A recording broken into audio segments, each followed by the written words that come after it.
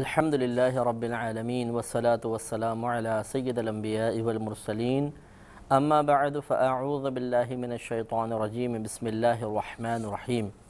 سورۃ القصص کی تفسیر چل رہی تھی اور تقریباً 55 آیات کی تفسیر مکمل ہو گئی تھی۔ ان ماقبل آیات میں اللہ تبارک و تعالیٰ نے ان اہل کتاب کی مدح بیان فرمائی، ان کے اعمال کو سراہا جو اچھے اوصاف کے حامل تھے، وہ اپنے نبی پر بھی ایمان لے کر آئے اور ہمارے نبی کریم صلی اللہ علیہ وسلم کو بھی نبی ہونے کی حیثیت سے تسلیم کیا۔ اسی طرح سابقہ کتاب کو بھی اللہ کی کتاب مانا اور قرآن پاک پر بھی کہ یہ اللہ کا کلام ہے ایمان لانے کی سعادت حاصل کی۔ تو اس کے لیے یہ 54ویں آیت میں اللہ تعالیٰ نے ارشاد فرمایا تھا کہ یہ وہ لوگ ہیں کہ انہیں ان کا اجر 2 مرتبہ دیا جائے گا، یعنی 2 گنا دیا جائے گا، ایک سابقہ دین پر ایمان لانے کا، ایک دین اسلام کو اختیار کرنے کا، ایک سابقہ کتاب پر ایمان لانے کا اور ایک قرآن عظیم پر ایمان لانے کا۔ اور ارشاد فرمایا تھا بما صبروا کہ یہ بدلہ ہے ان کے صبر کا، اور ان کی پھر مدح کرتے ہوئے اللہ نے ارشاد فرمایا، ان کے اچھے اوصاف کا تذکرہ کرتے ہوئے ارشاد فرمایا کہ وہ بھلائی سے برائی کو ٹالتے ہیں اور ان چیزوں میں سے جو ہم نے انہیں عطا کی ہیں خرچ کرتے ہیں، اور جب وہ کوئی بری بات سنتے ہیں تو اس سے اعراض کرتے ہیں اور صرف اتنا کہہ دیتے ہیں کہ ہمارے لیے ہمارے اعمال ہیں اور تمہارے لیے تمہارے اعمال ہیں، تم پر سلامتی ہو، سلام علیکم۔ یعنی یہ پہلے آپ کو سمجھایا تھا کہ بعض اوقات سلام اس لیے ہوتا ہے کہ ہم سامنے والے کے لیے سلامتی کی دعا کر رہے ہوتے ہیں، اور بعض اوقات دعا کرنا مقصود نہیں ہوتا بلکہ اس سے کنارہ کشی اختیار کرنے کی طرف اشارہ کرنا مقصود ہوتا ہے۔ جیسے ہم کہتے ہیں بھائی تمہیں تو دور سے ہی سلام، تو اس کا مطلب یہ نہیں ہوتا کہ تمہیں دور سے سلامتی کی دعا ہے، بلکہ مراد یہ ہے کہ تم اپنے راستے پہ جاؤ، ہم اپنے راستے پر جاتے ہیں اور ہم سے کوئی تعلق نہ رکھو۔ اور اسی طرح لا نبتغی الجاہلین، یہ آخری الفاظ تھے کہ ہم جاہلوں کو چاہنے والے نہیں، ہم جاہلوں کو تلاش نہیں کرتے ہیں کہ ہم ان کے ساتھ بیٹھیں، مقابلہ کریں، مناظرہ کریں، محادثہ ہو، خواہ کی بحثیں ہوں۔ تو یہ اچھے اوصاف حمیدہ ہیں جن کو اختیار کرنا ہر مسلمان کے لیے بھی باعث نفع ہے۔ اب 56ویں آیت میں اللہ تبارک و تعالیٰ نے اپنے حبیب کریم صلی اللہ علیہ وسلم کو خطاب کرتے ہوئے ارشاد فرمایا کہ انک لا تہدی من احببت، اے حبیب کریم صلی اللہ علیہ وسلم بے شک آپ اسے ہدایت نہیں دے سکتے جس کو آپ ہدایت دینا چاہیں یا جس کی ہدایت کو آپ محبوب رکھیں، وَلَكِنَّ اللَّهَ يَهْدِي مَن يَشَاءُ، اور لیکن اللہ تبارک و تعالیٰ ہدایت عطا فرماتا ہے جسے وہ چاہتا ہے، وَهُوَ أَعْلَمُ بِالْمُهْتَدِينَ، اور وہ یعنی اللہ تبارک و تعالیٰ ہدایت یافتہ لوگوں کو خوب جانتا ہے۔ تو یہاں چند باتیں بہت وضاحت طلب ہیں۔ پہلی بات تو یہ کہ ہدایت کا کیا معنی ہے۔ اس آیت کے مفہوم کو صحیح سمجھنے کے لیے ہدایت کے مفہوم کو سمجھنا ہوگا۔ ہدایت کا لغوی معنی ہوتا ہے راہ دکھانا، رہنمائی کرنا، اور اصطلاحی طور پر لفظ ہدایت یا شرعی طور پہ لفظ ہدایت 2 معانی میں استعمال کیا جاتا ہے۔ ایک ایصال الی المطلوب، یعنی منزل تک پہنچا دینا، یہ ہے ہدایت، یعنی کسی کو منزل تک پہنچا دینا، اس کا نام ہدایت۔ دوسرا ہے اراءۃ الطریق، یعنی راستہ دکھا دینا، اسے بھی ہدایت کہتے ہیں۔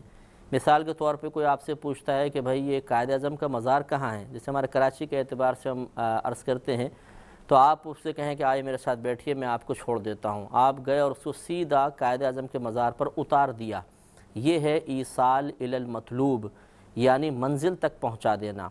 اور دوسرا ہے کہ کسی نے آپ سے پوچھا کہ بھئی وہ قائد اعظم کے مزار کہاں ہے، تو آپ نے کہا دیکھو پہلے اس طرح جانا، پھر تھوڑا سا یوں مڑنا، پھر ایک راؤنڈ اباؤٹ آئے گا، اس سے رائٹ کی طرف مڑ جانا، پھر تھوڑا سا آگے جاؤ گے تو دیکھنا ایک باغ سا آئے گا، اس کے بیچ میں قائد اعظم کا مزار ہے۔ وہیں سے آپ نے راستہ بتا دیا اور اس کو روانہ کر دیا، اس کو کہتے ہیں اراءۃ الطریق۔ جب ایصال الی المطلوب ہوتا ہے تو اس میں گمراہی کا امکان نہیں ہوتا، کیونکہ آپ اس کو منزل تک پہنچا رہے ہیں۔ اور جب اراءۃ الطریق ہو یعنی راستہ دکھانا، تو یہ ہو سکتا ہے کہ جو آپ نے راستہ بتایا ہو وہ اس پر چلے لیکن آگے جا کے بھٹک جائے، بھول جائے، اور اس طریقے سے گمراہ ہو سکتا ہے۔ تو ایصال الی المطلوب والا جو معنی ہے، ہدایت کا معنی ایصال الی المطلوب یعنی منزل تک پہنچا دینا، یہ اللہ تبارک و تعالیٰ کے لیے ہوتا ہے۔ اور اراءۃ الطریق یعنی راستہ دکھا دینا، یہ انبیاء علیہم السلام، صحابہ کرام، اولیاء کرام، علماء، فقہاء، یہ جو بھی تبلیغ کرنے والے ہیں ان کے لیے ثابت ہوتا ہے۔ یعنی جب اللہ کی طرف سے ہدایت ہوتی ہے تو اس کا مطلب ہوتا ہے ایصال الی المطلوب، یعنی اللہ تعالیٰ کی طرف جب ہدایت کی نسبت کی جائے کہ اللہ نے ہدایت دے دی تو اس کا مطلب ہوتا ہے کہ کسی کو منزل پر پہنچا دیا، اور اس کے بعد بھٹکنا نہیں ہوتا۔ اور جب نبیوں کی طرف نسبت کرتے ہیں کہ نبیوں نے ہدایت دی تو اس کا مطلب ہے کہ نبیوں نے راستہ دکھا دیا، لہٰذا اب اس کے بعد اگر کوئی بھٹک جائے تو اب یہ الزام نہیں ہوتا کہ جن نبیوں نے ہدایت دی اور اس کے باوجود کوئی آدمی بھٹک گیا، اس لیے کہ نبیوں کا کام تو راستہ دکھانا تھا، اور راستہ دکھانے والا اپنی ذمہ داری پوری کر چکا، اب اس کی ذمہ داری ختم ہو گئی ہے۔ اب وہ دوسرے شخص کا یہ کمال ہوگا کہ وہ اس راستے کو یاد رکھے، ہدایت کے مطابق اس راستے پہ چلے اور منزل تک پہنچ جائے۔ اب اگر بھٹک گیا تو وہ اس کی اپنی کوتاہی ہے۔ تو یہاں یہ اللہ تبارک و تعالیٰ بیان فرما رہا ہے کہ اے حبیب، آپ اس شخص کو ہدایت نہیں دے سکتے جسے آپ چاہیں، یعنی منزل مقصود تک پہنچانا یہ آپ کا کام نہیں۔ اگر آپ چاہیں کہ میں کسی کو منزل مقصود تک پہنچا دوں تو یہ کام اللہ تبارک و تعالیٰ کا ہے، آپ کا کام فقط اتنا ہے کہ آپ راستہ دکھائیے، اور اگر کوئی راستے کو قبول کر لیتا ہے، اس کے آپ کے ہدایت کے مطابق، آپ کی رہنمائی کے مطابق عمل کرتے ہوئے وہاں تک منزل تک پہنچ جاتا ہے تو ٹھیک، اگر نہیں پہنچتا تو آپ کا یہ کام ہی نہیں ہے کہ آپ منزل مقصود تک پہنچائیں۔ اور جب کوئی شخص منزل مقصود تک نہ پہنچے تو پھر آپ کو یوں الزام دیا جائے کہ جی آپ نے کیوں نہیں ہدایت عطا فرمائی، آپ پر اس کا کوئی الزام نہیں ہے۔ تو یہ مراد ہے، یہ نہیں ہے کہ نبی کریم صلی اللہ علیہ وسلم کے چاہنے سے کچھ بھی نہیں ہوتا، اللہ تعالیٰ چاہے گا تو سب کچھ ہوگا۔ اللہ تبارک و تعالیٰ تو اپنے حبیب کریم صلی اللہ علیہ وسلم کی رضا کا بہت زیادہ طالب نظر آتا ہے کہ خود ارشاد فرمایا وَلَسَوْفَ يُعْطِيكَ رَبُّكَ فَتَرْضَىٰ، اے حبیب قریب، عنقریب آپ کا رب آپ کو اتنا عطا فرمائے گا کہ آپ راضی ہو جائیں گے۔ حضرت عبداللہ ابن عباس رضی اللہ تعالی عنہ اس آیت کریمہ کی تفسیر بیان کرتے ہوئے ارشاد فرماتے ہیں کہ نبی کریم صلی اللہ علیہ وسلم نے اس آیت کو سننے کے بعد عرض کیا، یعنی جب یہ آیت آپ پر نازل ہوئی تو آپ نے عرض کیا کہ اگر یہی بات ہے تو میں میں اس وقت تک راضی نہ ہوں گا جب تک کہ بروز قیامت میری تمام امت داخل جنت نہ ہو جائے۔ اور یہ بخاری کی روایت سیدہ عائشہ صدیقہ رضی اللہ تعالی عنہا ارشاد فرماتی ہیں کہ اللہ تبارک و تعالی نبی کریم صلی اللہ علیہ وسلم کی رضا کو پورا کرنے میں بہت جلدی فرماتا ہے۔ یعنی جلدی فرمانے کا مطلب کہ جیسے ہی نبی کریم کسی چیز کی تمنا کرتے ہیں، وہ تمنا چونکہ عین اللہ کی رضا کے مطابق ہوتی ہے تو اللہ تعالیٰ اس کو پورا فرما دیتا ہے۔ تو لہٰذا یہ معاذ اللہ یہاں مطلب نکالنا کہ دیکھیں جی نبی کریم صلی اللہ علیہ وسلم کو کسی چیز کا اختیار نہیں، ان کی مرضی، ان کی رضا، ان کے چاہنے کی کوئی ویلیو اللہ کی بارگاہ میں نہیں ہے، اللہ تعالیٰ چاہتا ہے تو ہوتا ہے ورنہ نہیں، اس قسم کے معانی اخذ کرنا مناسب نہیں ہے۔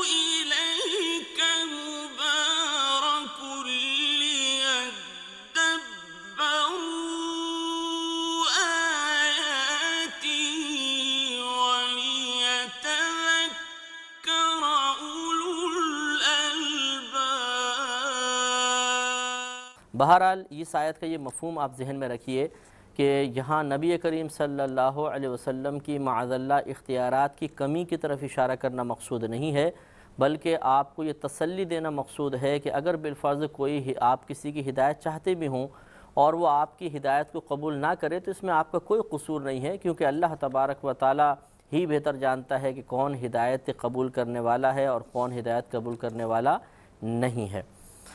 وقالو اور انہوں نے کہا کہ ان نتبع الہدا کہ اگر ہم اتباع کریں گے ہدایت کی معک آپ کے ساتھ نتخطف من ارضنا تو ہمیں اچک لیا جائے گا ہماری زمین سے۔ یہ اصل میں حارث بن عثمان بن نوفل بن عبد مناف کے حق میں یہ آیت نازل ہوئی کہ جب انہیں تبلیغ کی گئی اور ان کو اسلام کی دعوت دی گئی تو انہوں نے اس خوف کا اظہار کیا کہ اگر ہم ایمان لے آئیں تو یہ اہل عرب جو ہیں ہمیں سرزمین سے باہر نکال دیں گے، گویا کہ انہیں جلا وطنی کے خوف نے ایمان قبول کرنے سے روکا۔ تو اللہ تبارک و تعالیٰ نے ان کے اس بات کو، اس خیال کی غلطی کو منکشف کرتے ہوئے ارشاد فرمایا کہ اولم نمکن لہم حرما آمنا یجبا الیہ ثمرات کل شیء رزقا من لدنا کہ کیا ہم نے انہیں جگہ نہ دی امان والی حرم میں، یعنی ہم نے وہ یہ کیوں نہیں دیکھتے کہ ہم نے انہیں ایسے مقام پر جگہ عطا فرمائی جہاں امن ہے، حرمت ہے، احترام ہے، یجبا الیہ ثمرات کل شیء رزقا من لدنا جس کی طرف ہر چیز کے پھل لائے جاتے ہیں، یہ ہمارے پاس کی روزی، یعنی ایک ایسا رزق ہے جو ہماری طرف سے ہے اور پوری دنیا سے اس مقام پر پھل اور رزق لائے جاتے ہیں۔ اور حقیقت ہے کہ مکہ المکرمہ میں آپ جائیں تو آپ یہ دیکھیں گے کہ ہر موسم کا پھل وہاں پر موجود ہوگا، کیونکہ پوری دنیا میں کہیں سردی ہے، کہیں گرمی، کہیں خزاں، کہیں بہار، اور ہر موسم کے پھل مختلف ہوتے ہیں۔ تو تجارت کی غرض سے لوگ مکہ المکرمہ پھل بھیجتے ہیں اور تجار لے کر آتے ہیں، تو ہر موسم کا پھل وہاں پر ہر موسم میں تقریباً مل جاتا ہے۔ تو یہ اللہ تعالیٰ نے ان کو سمجھایا کہ یہی سمجھتے ہیں کہ ہم اس مقام سے اگر باہر نکال دیے گئے تو کیا ہوگا، حالانکہ وہ غور و تفکر فرمائیں کہ یہاں کا رزق بھی تو اللہ تبارک و تعالیٰ نے ہی مقرر فرمایا ہے، یہاں اس مقام کو امن والا اور محترم بھی تو اللہ نے بنایا ہے، تو اگر کہیں اور جائیں گے وہاں بھی رزق دینے والی ذات اللہ تعالیٰ کی ہے، لہذا اس خوف کی وجہ سے کہ یہاں کی زمین سے، سرزمین سے نکل کر ہم کہیں اور جائیں گے تو ہمارے لیے بہت زیادہ مسائل پیدا ہوں گے، یہ خدشہ قطعاً غیر مناسب ہے۔ لہذا فرمایا کہ وَلَكِنَّ أَكْثَرَهُمْ لَا يَعْلَمُونَ اور لیکن ان میں سے اکثر اس بات کو نہیں جانتے ہیں، یعنی انہیں ابھی اللہ تعالیٰ کی ذات پاک پہ کامل توکل حاصل نہیں ہے، اور ان چیزوں کو دیکھ کر، ان نشانیوں کو دیکھ کر وہ درست نتیجے تک پہنچنے کی صلاحیت نہیں رکھتے ہیں۔ ورنہ حقیقت ہے کہ اگر ہم جانوروں کو جو تقسیم رزق کا نظام ہے، یعنی اللہ کی طرف سے جانوروں کے لیے تقسیم رزق کا نظام ہے، اگر اسی پر غور و تفکر کر لیں تو کوئی بھی شخص تنگ دستی کے خوف میں مبتلا نہیں ہونا چاہیے۔ آپ یہ دیکھیے کہ چڑیا صبح گھر سے نکلتی ہے، یہ نہ کوئی اسٹاک کرتی ہے، نہ یہ چیزیں جمع کر کے رکھتی ہے، اور شام کو آتے ہیں تو ان کے بچے پلتے ہیں، کھانا اللہ تعالیٰ ان کو دانے عطا فرماتا ہے، کھانا عطا فرماتا ہے، اور یہ پیٹ بھر کر واپس آتے ہیں۔ یہی تمام تقریباً پرندوں کا مسئلہ آپ دیکھ لیں، کون سا پرندہ ایسا ہے کہ جو گوشت یا دانے وغیرہ جمع کر کے رکھتا ہو۔ اسی طریقے سے آپ کتوں تک کو دیکھ لیجئے، شاید ہی کوئی کتا آپ کو ایسا نظر آئے کہ جو کوئی بوٹی چھپا کر کہیں رکھے اور پھر بعد میں اس کو کھا لے۔ کھایا پیا، یہ جو آوارہ گرد قسم کے کتے ہوتے ہیں، کھایا پیا اور بس پھر اس کے بعد روانہ ہو گئے، آرام کیا، ٹانگ پھیلا کر سو گئے، رات کو خوب مٹر گشت کیا، صبح پھر رزق کی تلاش میں نکلتے ہیں۔ اللہ تبارک و تعالیٰ ان کو عطا فرماتا ہے۔ یہی وجہ ہے کہ نبی کریم صلی اللہ علیہ وسلم نے ارشاد فرمایا کہ اگر تم اللہ تعالیٰ پر ویسا توکل اور بھروسہ کرو جیسا بھروسہ کرنے کا حق ہے، تو اللہ تبارک و تعالیٰ تمہیں بھی اسی طرح رزق عطا فرمائے گا جیسے ان پرندوں کو عطا فرماتا ہے کہ جو صبح خالی پیٹ اپنے گھر سے جاتے ہیں اور شام کو بھرے پیٹ کے ساتھ واپس آتے ہیں۔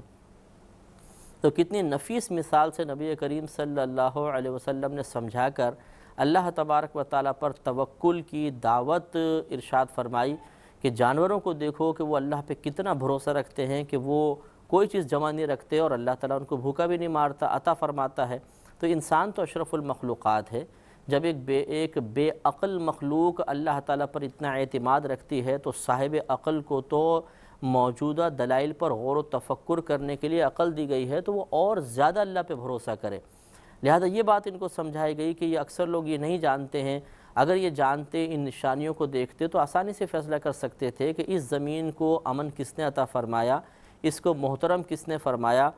پوری دنیا سے یہاں پر پھل لے کر کون آ رہا ہے، کون توفیق دے رہا ہے، تو جو رب یہ تمام کام کر رہا ہے وہ کسی اور مقام پر بھی یہ تمام نعمتیں عطا فرمانے پر قدرت رکھتا ہے۔ انشاءاللہ سلسلہ کلام جاری رہے گا اگلے پروگرام میں۔ وآخر دعوانا ان الحمدللہ رب العالمین۔